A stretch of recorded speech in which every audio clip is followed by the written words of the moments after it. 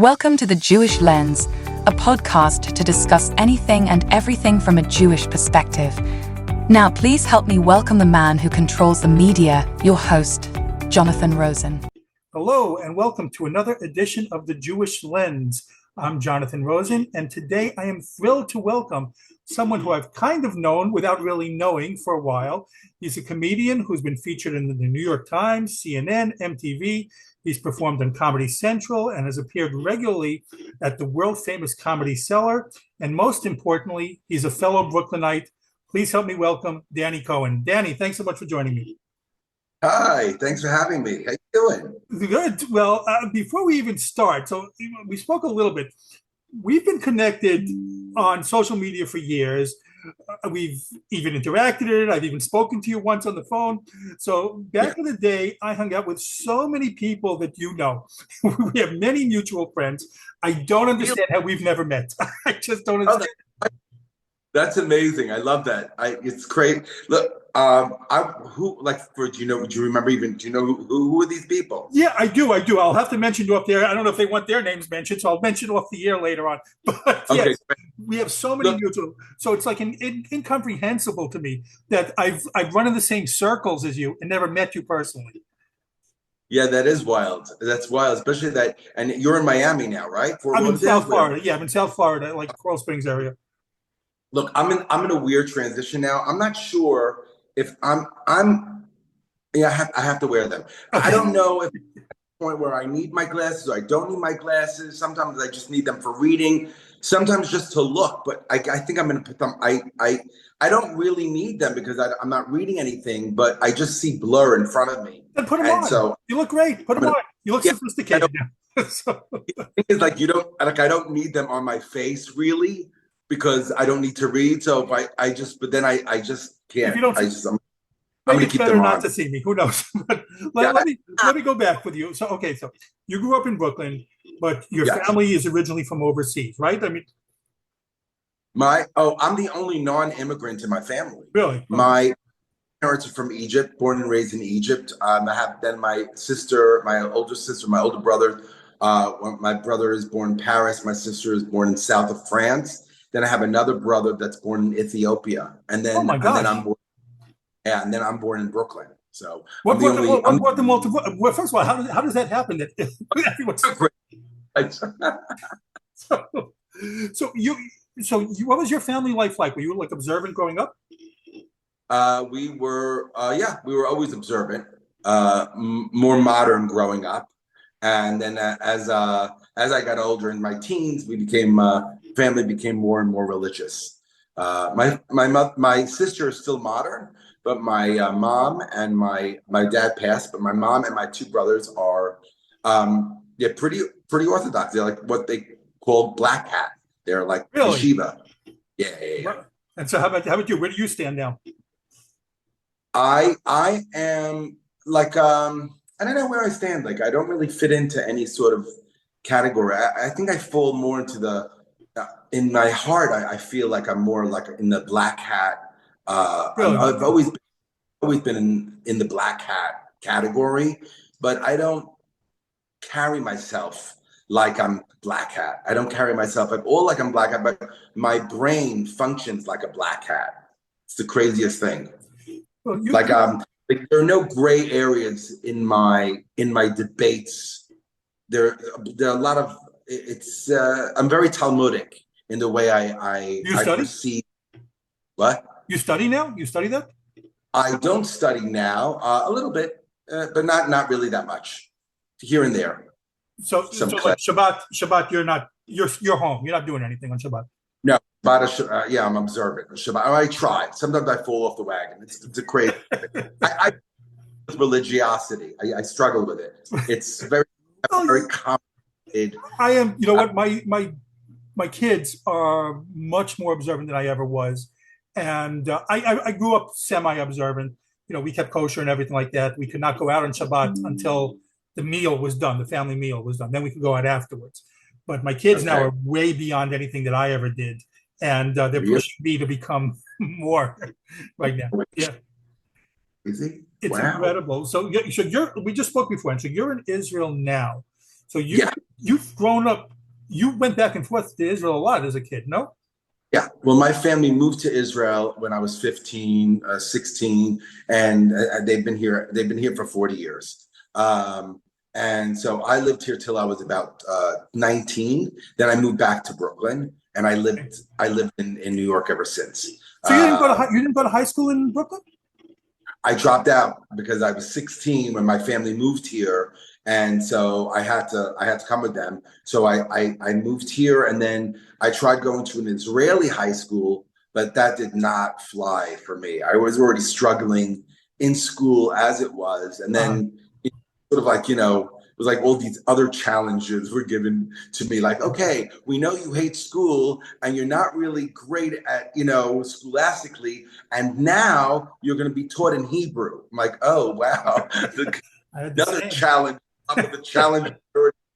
So I just left and I made ice cream. I got a job making ice cream, and I dropped out of high school. That was the end of that. Right. Wow. I mean, I had the same. I lived in Israel as a kid. I lived in Israel for a couple of years, and there is that problem because like I was getting all A's in New York, and then we went to Israel. Then I don't understand anything all of a sudden, and I'm falling behind. Yeah, It's frustrating. Yeah. And learning the culture as well. Learning, it's not just the language; it's the culture and everything. it's one thing to have a conversation in Hebrew, one on one, Right. when someone's talking to you and then you can understand the word, you can say it, wait, what did you mean? And you can sort of, have a conversation. But if you're in a class and someone's just going blah, blah, blah, blah, blah, in a matter of minutes, you're just like, I'm out. I don't even know what's going on anymore.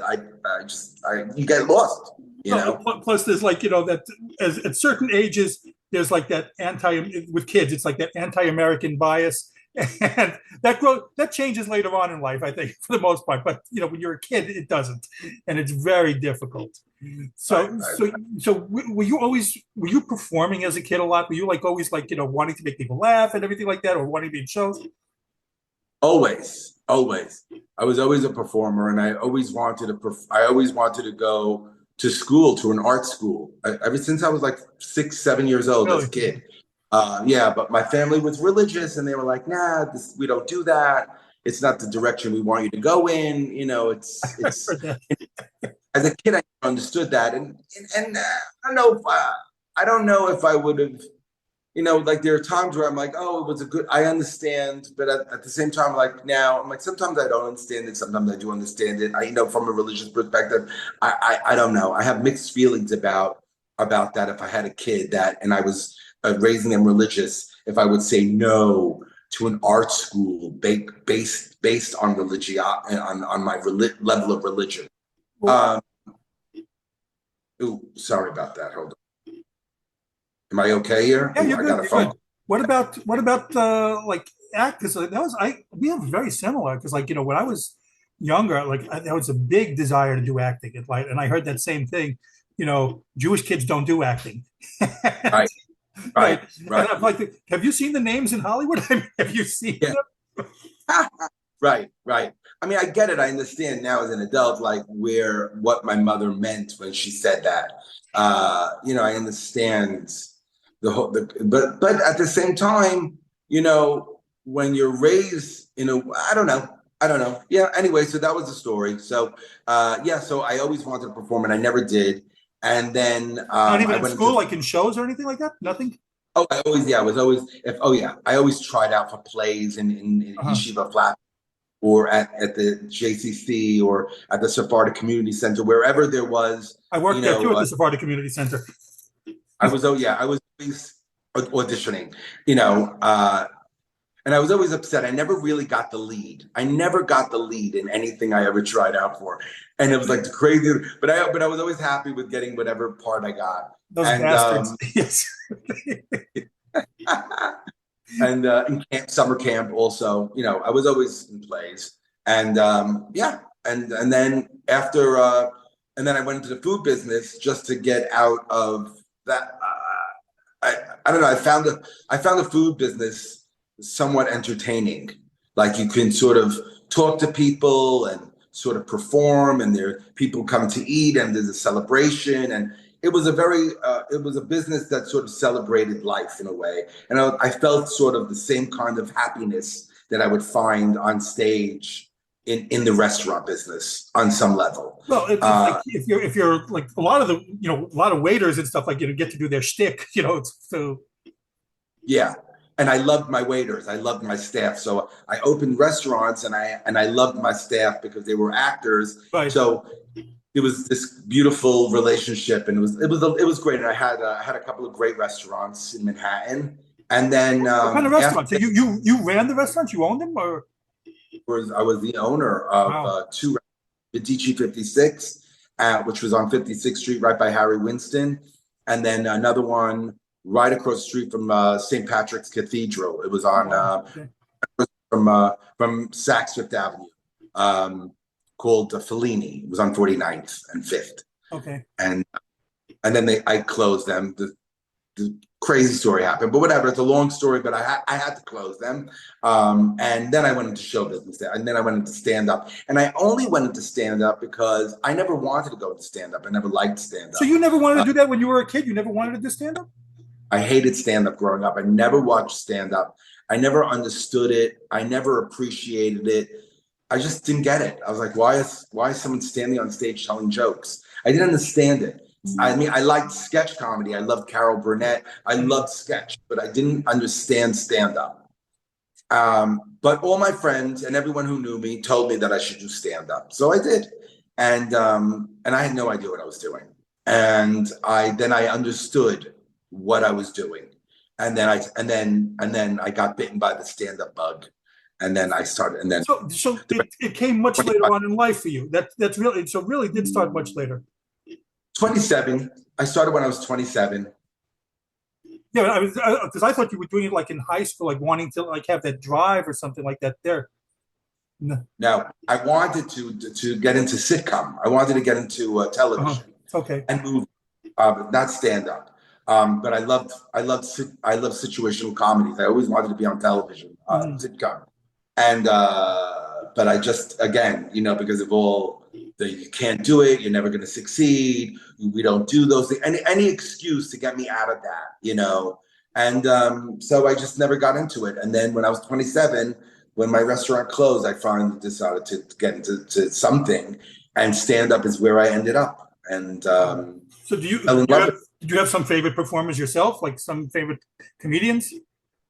So then I never did, because people always say, "Oh, who were your inspiration?" A lot of comics have that, sure. But I didn't have that because I didn't like stand up before I started doing stand up. I mean, I was inspired by like soap operas. That's what I found funny.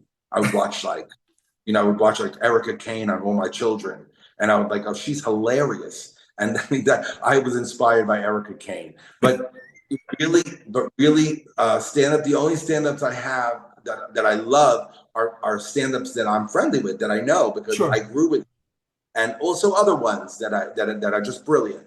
Now I understand it. Now that I understand the craft and the work that goes into stand up, now I love it, and I love the people who I love. Well, because like I said, looking at you, you post a lot of things about it, because I don't get jealous of a lot of people. I've been jealous of you, so and all that thing, because stand up is always something that I've wanted to do. I still consider doing it, but I've never pushed myself to the point to actually get up on stage to do it yet.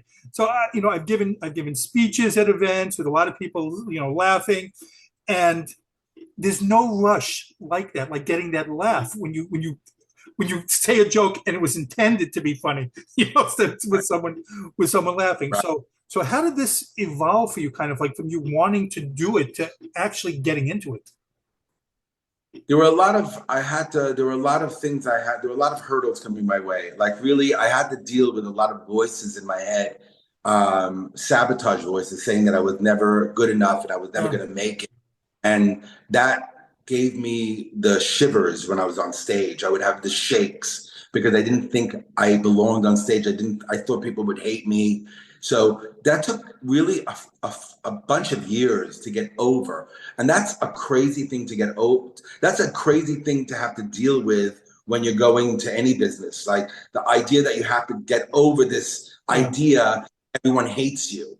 So that was a really bad start for me. So by the time I really found my voice, I was about 36, 37 years old, which was like almost 10 years later. But I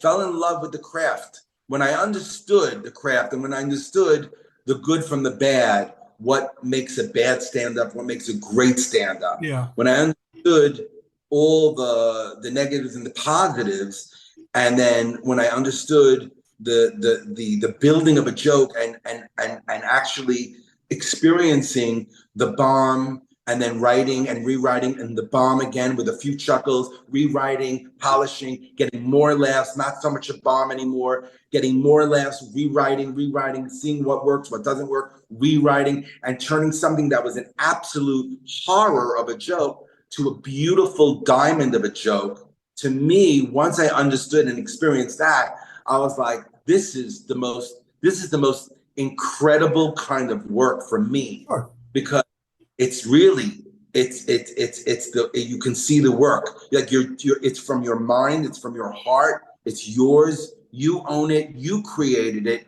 and it sucked at first because it was just an idea, but you worked it and polished it in a way where now everybody can really love it. And it's an incredible thing. It's an incredible thing in any craft, really.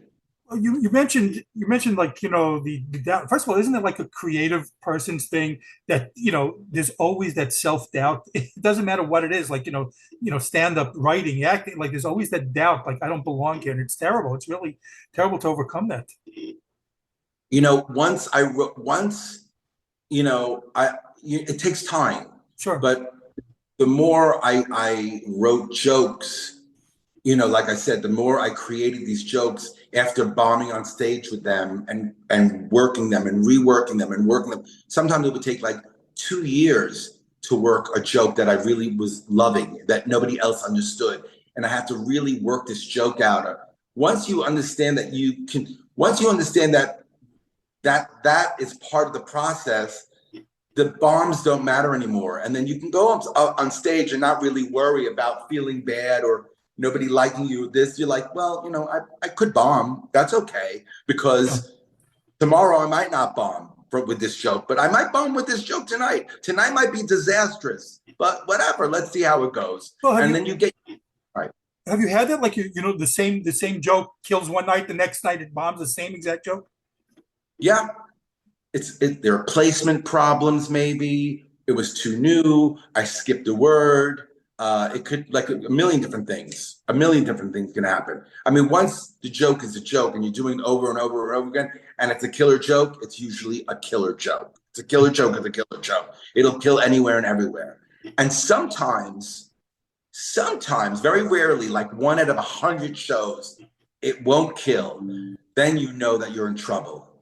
If your joke that kills 99 out of 100 times doesn't kill that one night, there is something wrong, and you better fix it like ASAP. Like, stop doing jokes and start talking to the audience and You can do it on the fly. Just change it like that.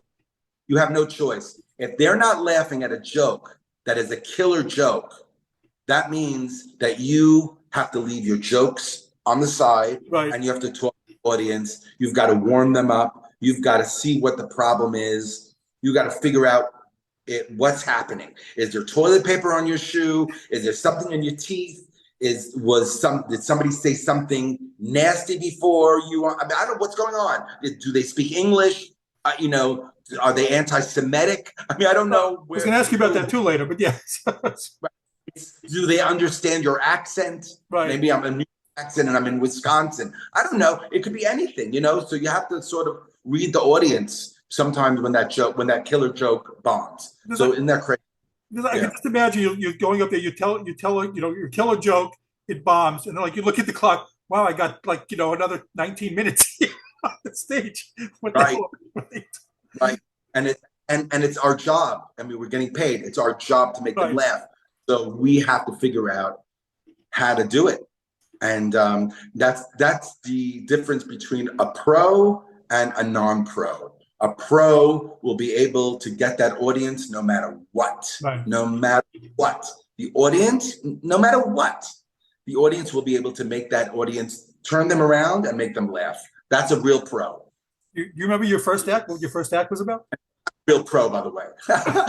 I'm not. I can't do. I have tried. There have been times where I bomb on the joke, and I try turning the audience around, and like I'm not. I'm going to have to leave.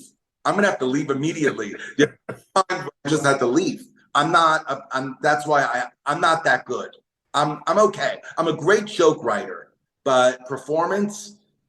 There have been times where I have to leave. I have to get off stage. You've done that. You've just walked off. Like that's it. Like, see you. Oh yeah, I would have to say, yeah, bye. I gotta go, and I would pull, and then they're like, "We're not paying you." I'm like, I know. Okay, bye. Gotta go. What was your first act like? My first act? Yeah, your first time you got up on stage. What was your set like? What was it about? It was very high energy. I was rambling on really fast. I wasn't waiting for the joke, for the punchline. Right. Nerves. It was more of a monologue than it was a punchline and setups and punchline. Just a lot of just rants and things, just really first level hacky, bad, just really bad. And it was at Caroline. Was it really your first time? Is at Caroline's? Your very first time? Yeah.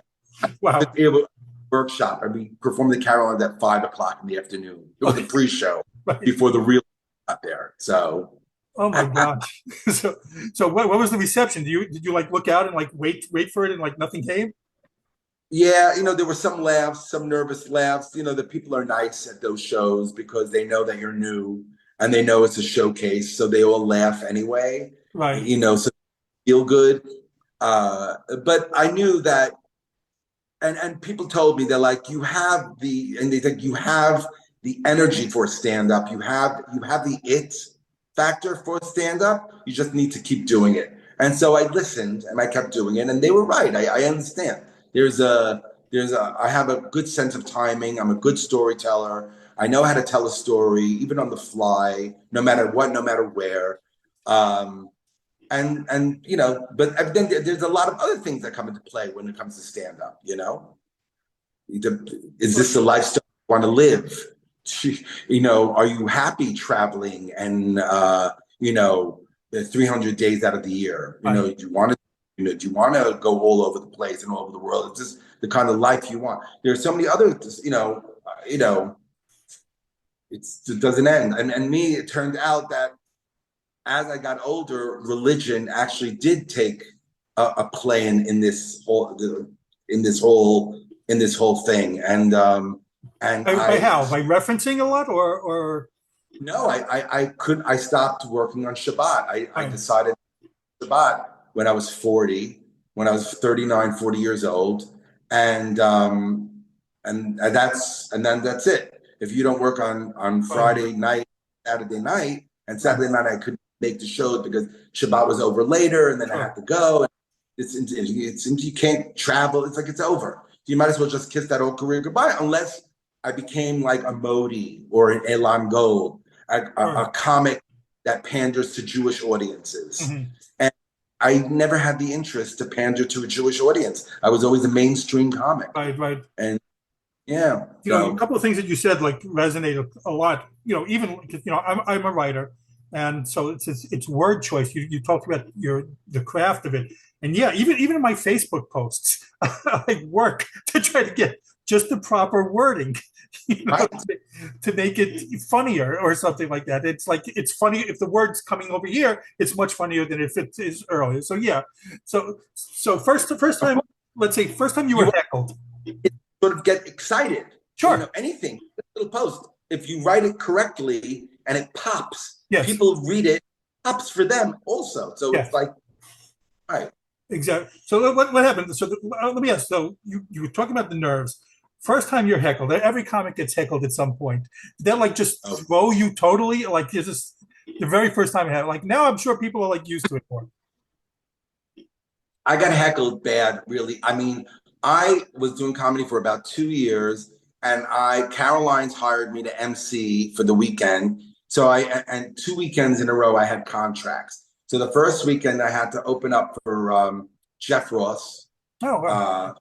Yeah, so I opened up for him for 6 shows, and I bombed all 6 shows in front of 300 people. Oh, I'm sorry. Just horrible. It's just the worst feeling in the world. Sure. We're like, it's terrible because like what happens is you're on stage and they're not laughing. And you're so new, you don't know what to do. You're the MC, and you're trying to warm it up, and they're not interested in anything you have to say. In fact, they have no interest, so much so that they start talking to each other. And then you're dealing with a room of 300 people that are having conversations with each other. Oh, Do you know how loud that is? sure. That is such a loud room, and it's so out of control, and you have lost full control of a room. And this happened to me 6 times. And then I thought they were definitely going to fire me for the next weekend, but they didn't. And the next weekend I opened up for Mark Maron, and Wow. I bombed times. I just bombed 100% of the time. It was just horrible. Horrible. Oh, I'm sorry. So what did you do? How do you deal with that? It was just like, and all my friends were like, Danny, don't worry about it. Don't worry about it. You just got to keep going. And I was like, really? And I was like, okay, I guess you just got to keep going. And everyone says that in life. Don't worry. Just keep going. Everyone always says that in life. Like, no matter what happens, just keep going. Just keep going. And then you have to believe that you have to keep going. Like, I guess the alternative would be committing suicide. I mean, it's either you commit suicide or you just keep going. So I kept going. I mean, you can quit. Suicide, quit, the same thing. So I said, I'm not quitting because I really am attracted to this. I want to do this. I want to succeed. They're like, well, you just got to keep going. So I kept going. And then, in I'd time. like to think that there is some middle ground between the keep going or suicide. I'd like to think this might be something in the middle that we can find over there. No, you really have to keep going. If you don't keep going, you're not going to get good. You have to really keep, or quit. Yes. So, Well, that's what I hear with writers too. It's like the same thing, and it's cliche, but it's true. Those who make it are the ones who kept going, who didn't give up. This is right. Yeah. And in I don't think of it as a mistake, because it's 25 years of a mistake. I developed a lot of other things. I'm not a famous stand-up, and I'm not an actor. I'm not a famous. I don't have fame. That comes with the money, that comes with the deals, that comes with all that, any of that. And I don't really have regrets because I developed so much as a human being from that kind of work. So, all right, I grew up as a human being. I grew up. I became more sophisticated and more cultured because of stand-up.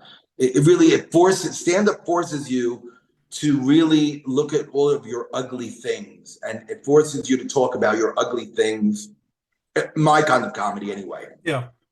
I'm an emotionally driven comic, so I talk about me. I don't talk about politics. I only talk about me. Me, what I think, what I go through, what I feel. Me. It's all about me. When I get off stage, all about me, all about me. So it was like going to therapy, really. And I developed a way of writing jokes about me. And now, so I learned a lot about me on stage for many, many years. So I have that, if nothing else. Well, no, I think that's very important also. And you're talking about, fame, and we'll discuss that a little bit more afterwards. But yeah, but you have had your moments, and I'll mention that I've seen you written up. I've seen you in other things. I do have to ask one thing first before we go on to other things. I need to hear more about this spin cycle comedy. I haven't seen it, but it sounds delightfully bizarre. So if you could, explain what it is and how it came about. It was first of all, it was at a different time. It was this took place in 1999. Okay. So before cell phones, really. Now, few people had cell phones. Yeah. Forget smartphones. Yeah. Forget flip phones. Nobody even had a flip phone. A few people had flip phones. It was very rare. So you're going back to New York pre-phone. what happened was, so I started comedy in 1997, 1998. I was trying to get stage time. That's what you have to do to develop back in those days. I would jump from open mic, and it was hard because you're performing in front of other comics, and people's like, you just have to find rooms and develop. I'm like, okay. So then I was talking to my friend Evan Wallace. Evan owned a laundromat on 21st and 7th Avenue called King Size Laundromat. He's like, I love you, and I love stand up. Why don't you and Jody, I was with Jody Wasserman, why don't you guys do a comedy show at my laundromat? You can have any night you want for as long as you want. I'm like, oh my God, that would be amazing. He goes, do you want me to build you a stage? I'm like, yeah. So we went to his laundromat and he put a little stage for us, and we got a microphone and we put the sound system together. And every Wednesday night we had a show that started at 7 o'clock and it lasted for as long as it lasted. Sometimes it lasted 2, 3, 4 hours. Wow. And people would come to the laundry and watch us do comedy. And we were together it was like a duo hosting situation. And we would bring up people like, oh my God, Lewis Black would show up, Dimitri Martin were regulars. Wow. Aaron came a few times. I mean, we had everybody in town. Jim Gaffigan came. Like everybody came and started doing the show because it was such a unique, it was like this. And then we got the press, we got the media. How did the press start finding out about getting wind of this? I love this concept. I love the idea of this. Well, we were in Chelsea. So it was like Chelsea is the heart of Manhattan, like the place to be. And we got what's his name? Who does not Page Six. Page Six came up also. Cindy Adams came also. Mm-hmm. But before Cindy Adams, the first guy that came, Michael Musto. Okay. I have to look him up. From Backstage, Michael Musto. He's a big guy. He's the guy that would write reviews on what's happening in the city, who's in and who's like out. And he lived in Chelsea and he saw us and did a story about us. Came in, watched us, wrote about us while we were on stage, and then we were in Backstage. Once we got Michael Musto's column, ABC came after us, MTV came after us, Good Morning Japan came after us. We were everywhere, Newsweek, and then it was just one thing led to another. Once you get one media, another media, they'll copycat. What's it like? I mean, you're just performing in a laundromat, and all of a sudden, all these news stations are coming to interview you about this. It was spectacular. It was the greatest thing. It was perfectly me. That was like perfectly me. It was like, this is the exact career I wanted. I want to be doing comedy in the most ridiculous place, and also at the same time being interviewed by television crews. This to me was a dream come true, and that was only in my second or third year of comedy. Right. So it was and from that, I got Comedy Central's Premium Blend. Yeah, Comedy Central. So Comedy Central saw you there and asked you to come on? They came in, they saw us, they didn't like me. I mean, they liked me, but they loved Jody Wasserman. So they booked Jody Wasserman for that season. And I was like, oh, and then Jody's like, don't worry, I'll talk him up after I get through with my gig. Yeah. You'll come to the parties. I went to her show, we went to the rap party. At the rap party, Jody was like, introduced me to Chris Young. He was like, you should have him. He's like, no, you're on next season, Danny. We wanted Jody this season. You're on next season. And next season, I got on the following season. Yeah. That's freaking incredible. That's really incredible to me. So what's this? So I was also looking here. So Kraft Foods, America's Wackiest Comedians. First of all, how does Kraft Food come to, sponsor a comedy other than macaroni being a funny word? I mean, just like how did that come about? So back in the early days, I was hosting. I would pick up phones during the day at Gotham Comedy Club. First, I was their porter. I did the dishes and I cleaned toilets for the first year when I was there. But then Chris Mazzilli moved me up from toilets to the phones. So I was working at the front desk. While I was working at Gotham Comedy Club, I would see a lot of managers and a lot of agents coming and going, talking to the big clients that were getting, like Sue Costello had just gotten her television sitcom. And so her manager would come in, and Jerry Seinfeld was filming his movie, and he was hanging out there, and his manager was there. So, and I was there picking up phones. So it was just me and them, and that's it. The phones were picking it. So I got to know them, talking to them, and and I knew a manager, and I got to know this manager who worked downstairs in an office, and he was like a newer manager. Came up to me and said, "You're perfect. Cadbury is doing this show at Caroline's, and they're looking for a crazy, like wacky comedian. And if you want, I can put you on the list and give them your tape and see maybe you can make it." I'm like, yeah. I gave him my tape. Right. In those days, the VHS tape, and it was me and 10 others, and we went to, and it was like first prize was $10,000. Holy crap! Second, $5,000. Third prize was $2,500, and everybody else who performed got $500. We all performed. I killed, which was great. And Caroline Hirsch, the owner, was one of the judges. Right. Cadbury was a judge, and somebody else was a judge. Somebody else that was really important was a judge. Oh, right. The booker from Letterman, Eddie Brill, he was a judge. Okay. And I did really well in front of a full audience. And I was new. It was like my third year in comedy, or my fourth year. It was after 2000. It was like probably my fourth or fifth year. And I came in third place. I won $2,500. Nice. I lost out. Yeah. And I beat out Ed, what's his name? He's a big movie star now. What's his name? Ed, I want to say, it's not Ed Burns, Ed, from Hangover. Ed. Oh, yes. Isn't it? It's not Ed Burns. What's his name? Now I'm gonna have to look up the cast. He did Hangover. Ed, what's his last name? Why can't I remember it? We're talking about the one from The Office, right? From The Office, yeah, Ed. I'm gonna have to look up, and I'll have to edit this later, so we'll know we'll say we knew the words right away. I forgot it. He's one of my first comedy friends. Anyway, Ed Helms. Ed Helms.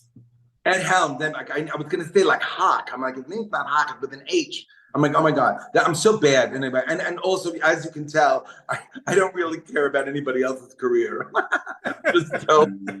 Not that I'm self-obsessed. I'm just like, whatever. Just good luck to everyone. Who won?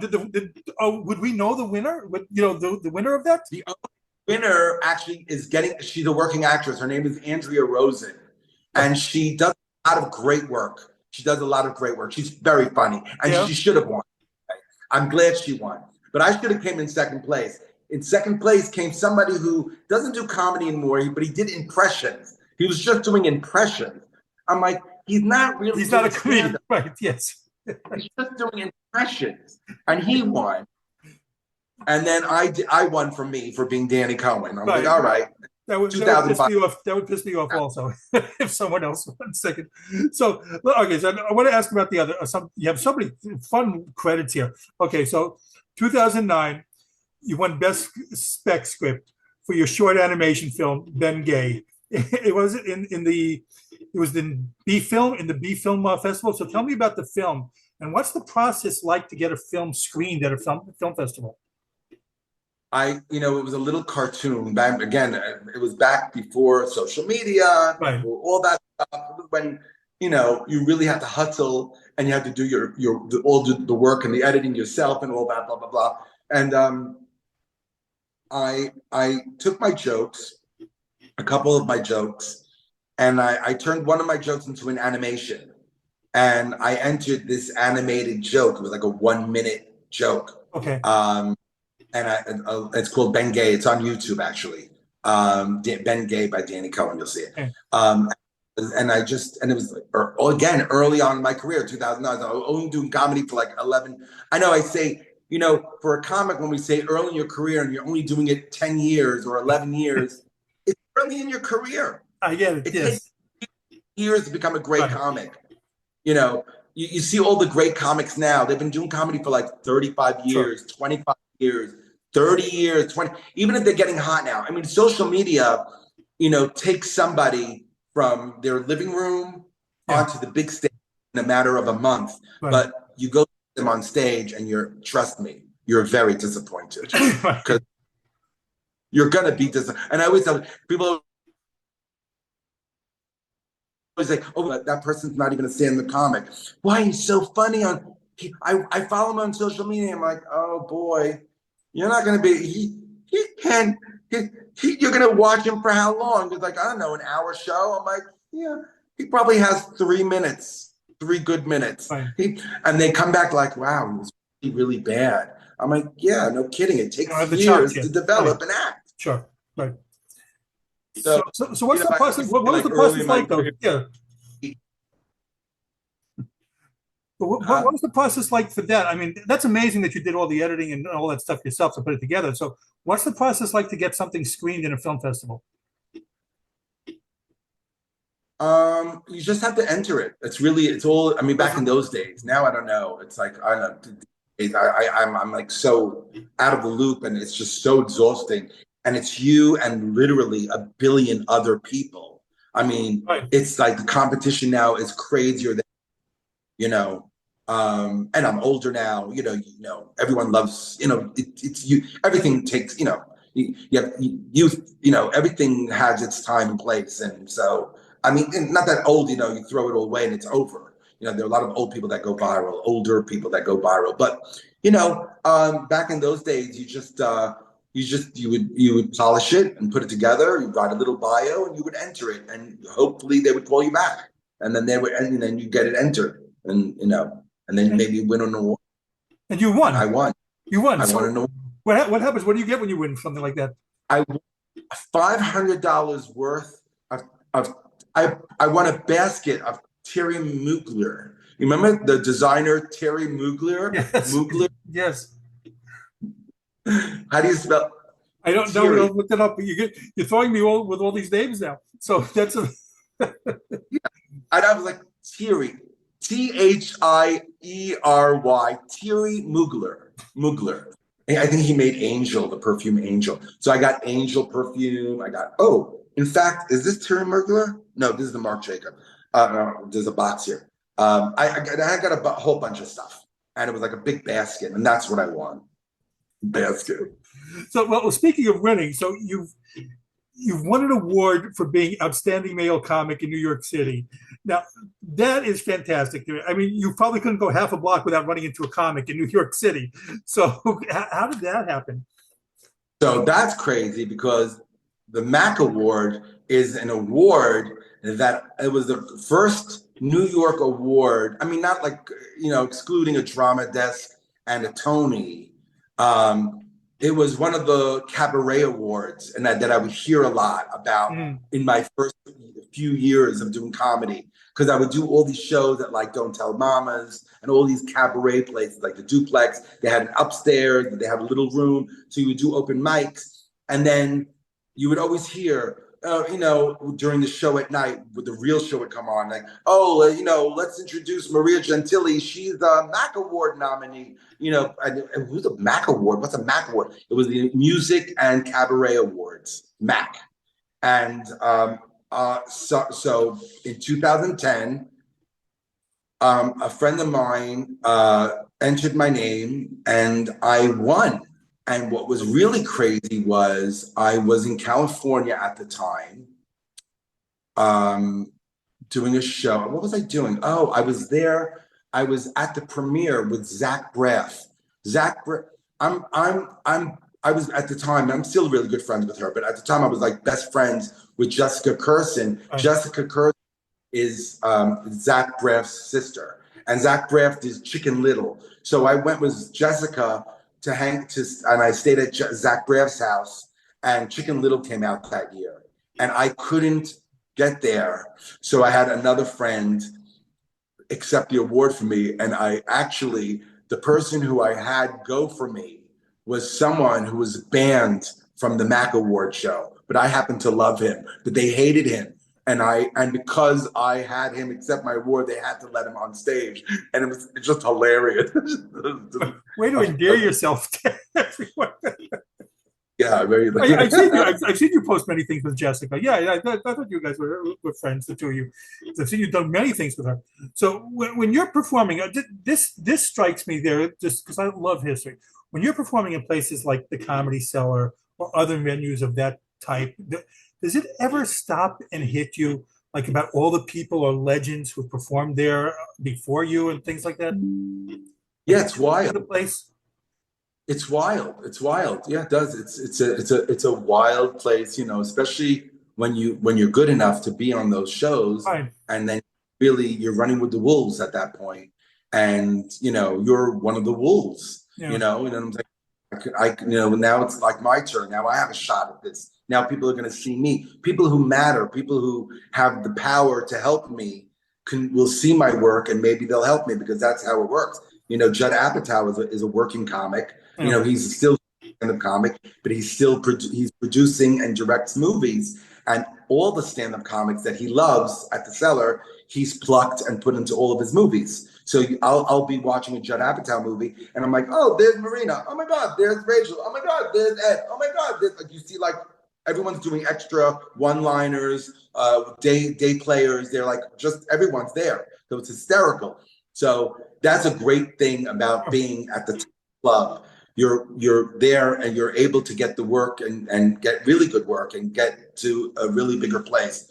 And yeah, you look around and you're with really phenomenal comics that are and drop-ins. I mean, and then that's just performing.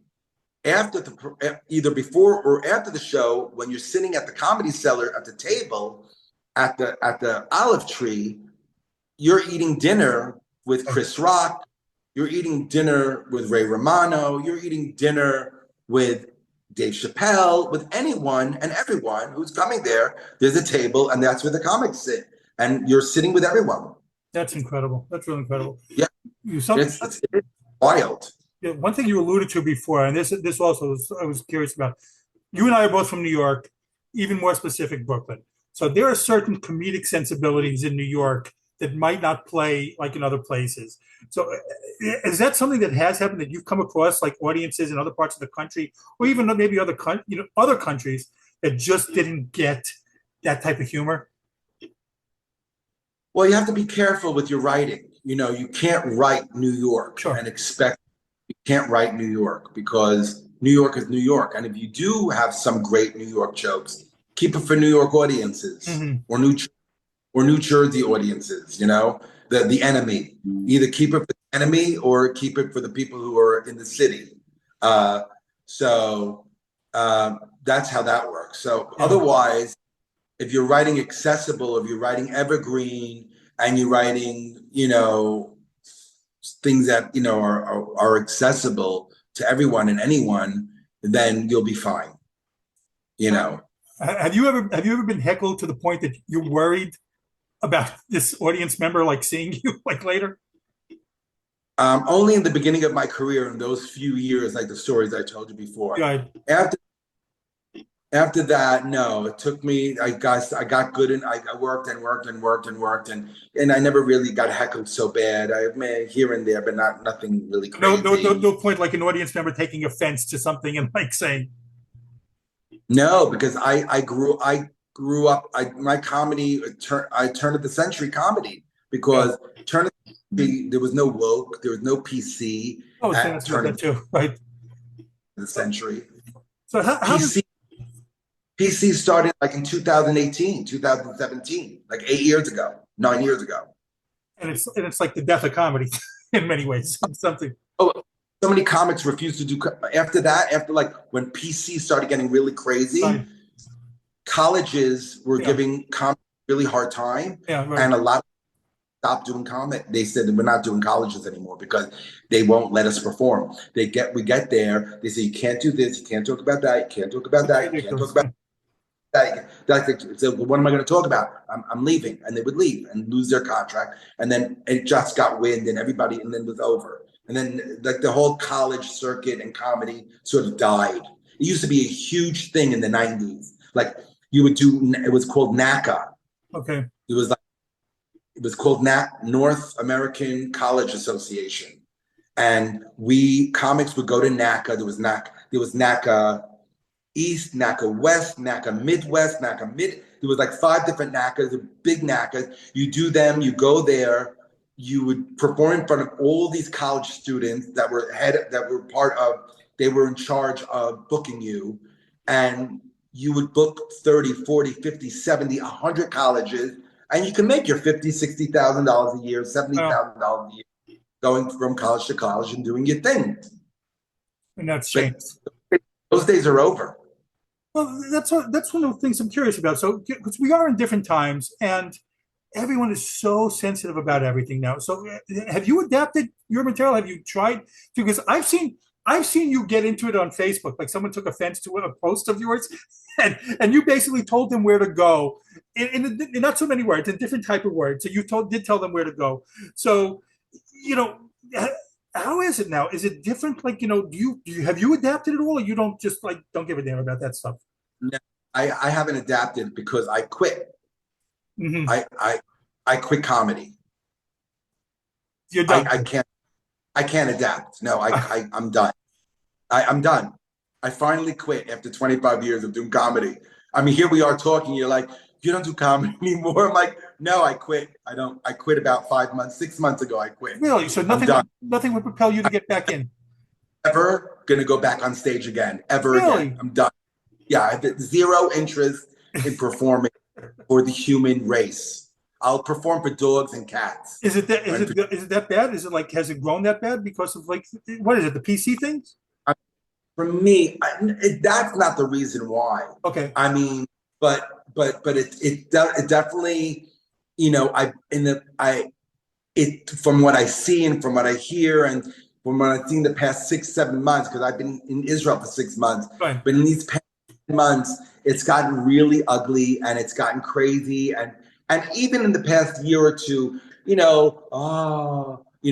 Those are the responses. You don't get laughs. You'll get like, oh, yeah, oh, like people are sad. Like it's a funny punchline. You're not supposed to me. Oh, you get that a lot because people are sensitive and all that. But yeah, it's taken a lot out of the comedy. And I've heard other comedians say the same thing, that that this is killing comedy. And I've been told myself, like you don't punch down, and like I've heard of the comment, why not? It's just, if a joke is funny, it shouldn't matter. You don't have to like something. You don't have to. If the same thing, if you don't like my post, scroll on by. If you don't like a show, change the channel. No, you can't tell someone else what to do, what to perform. The truth of the matter is, like, if I really had, I don't have really that much interest anymore, right? And for so many reasons, right? But if I did stick to stand-up comedy, there are tricks of the trade. Now, in the woke era that we live in, mm-hmm. What you need to do is when you write a joke, you need to write save lines now. So there's a setup, punchline. You can have a tagline, maybe, and then if not a tagline, there's something called a save line. And save lines are created for people who boo you or will hiss you or won't like you or will be like, oh, like that. Then you have a save line specifically created for that response. It's called a save line because you have the beautiful joke, but they're not accepting it. So a save line is a really sharp, edgy punchline that is so insane and so ridiculous that the people who are already loving you are going to laugh even harder and laugh harder than the people who are disappointed with you. So that's what you need to do. You need to get the people who already love you. The whole audience isn't going to be woke. Sure. You're going to have 10%, 15% of the audience at most that's woke, at most.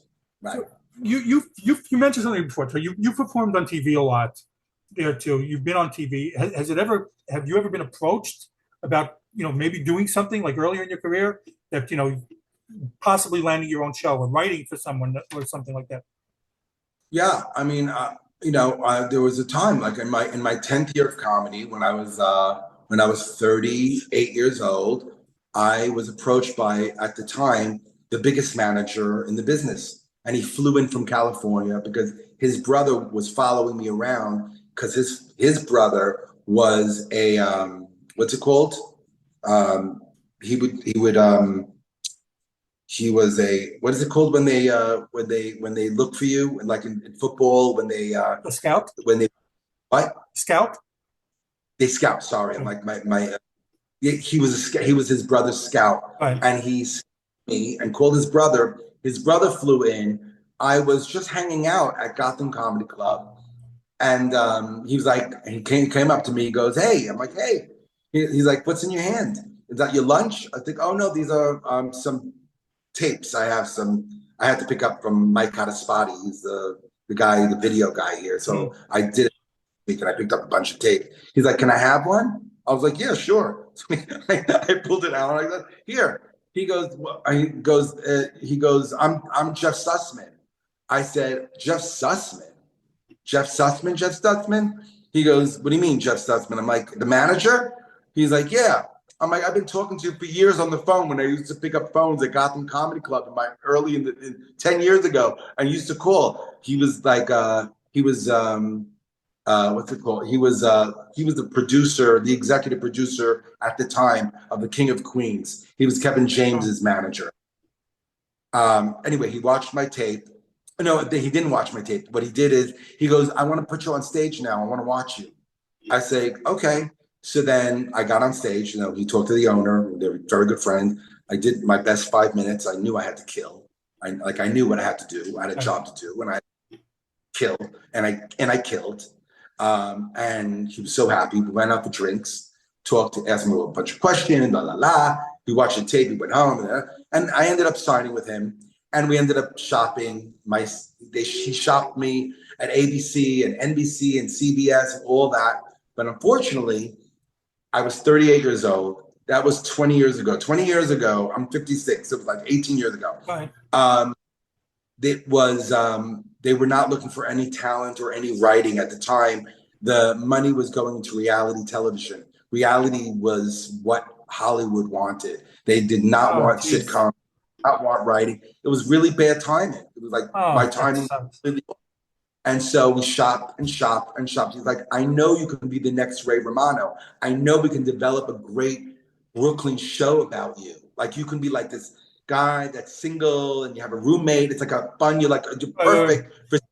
I know.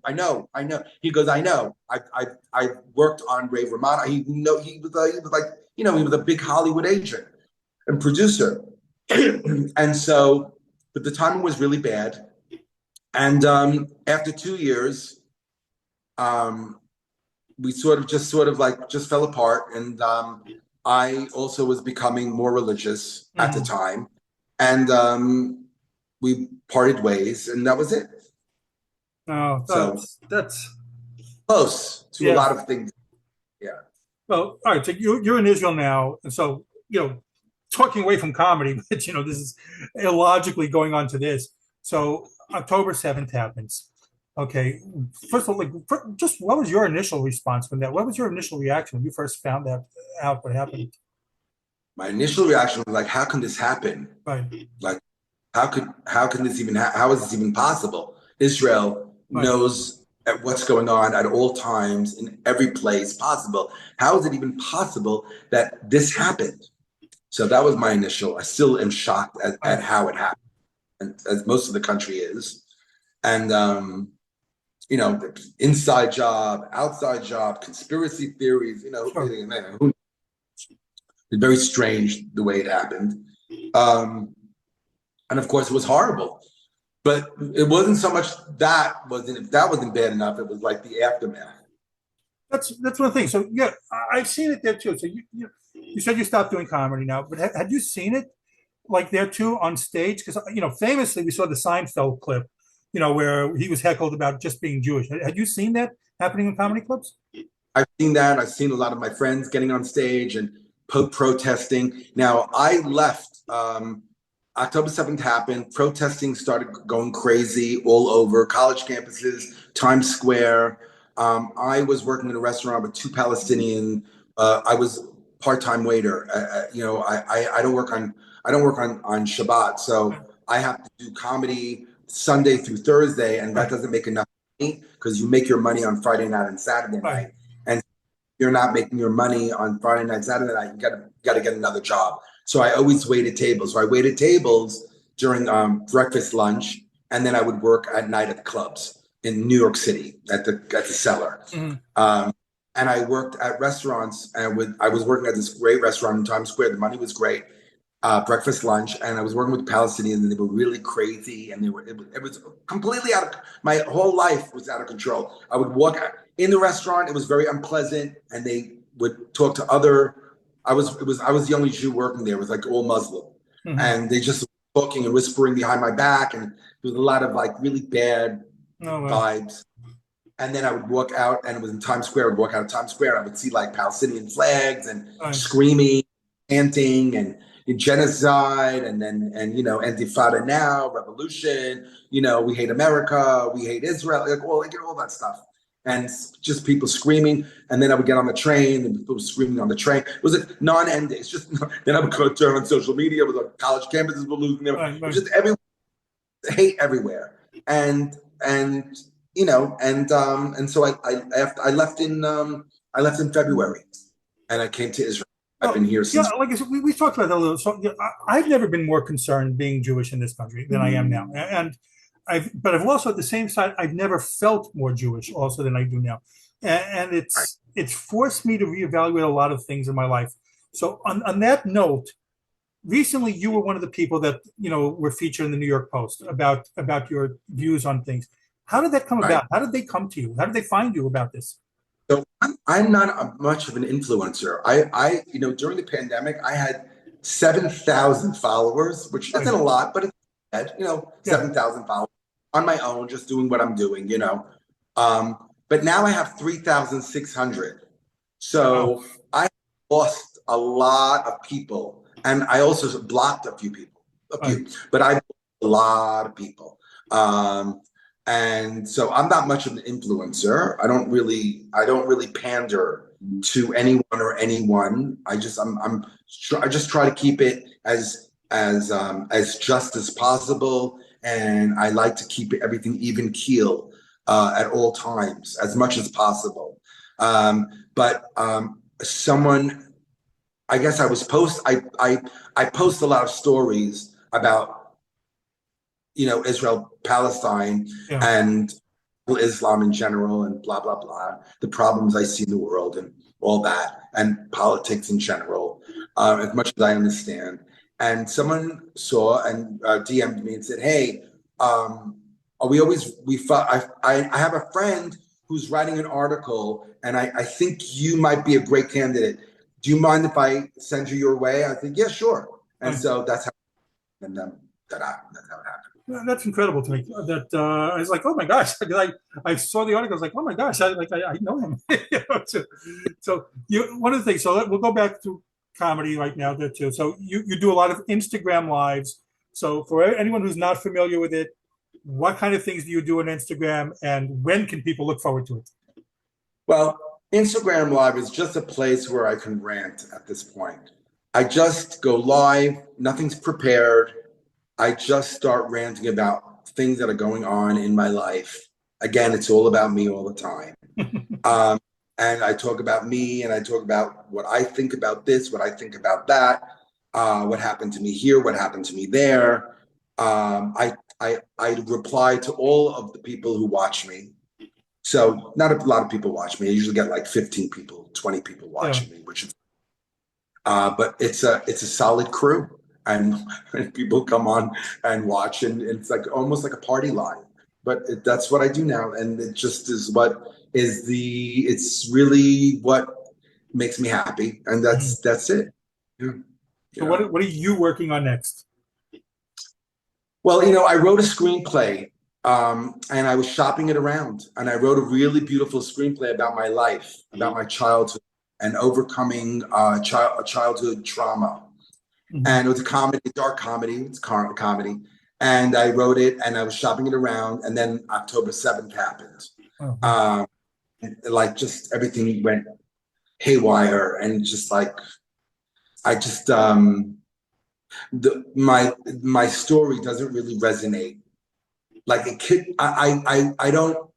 It's bad timing once again, really, because I talk about growing up in a Jewish home in Brooklyn. It's very Jewish. I kept it really accessible, so it's not too religious, but it's a little bit, but just enough for it to be a movie, a Netflix or Hulu, something really interesting. But anyway, I don't feel like anyone would be interested in making it now. It would get a lot of boycotts. It has to do with Israel a little bit. It has to do, they're even boycotting like Gal Gadot because she is white. Like, I don't, and so people I know how this business works, and no one's going to they're going to look at it and they'll be like, yeah, next, we're not making movies. We're not spending a dime investing in this movie because it probably will be boycotted, canceled, and we don't want to deal with that. So I wrote a movie.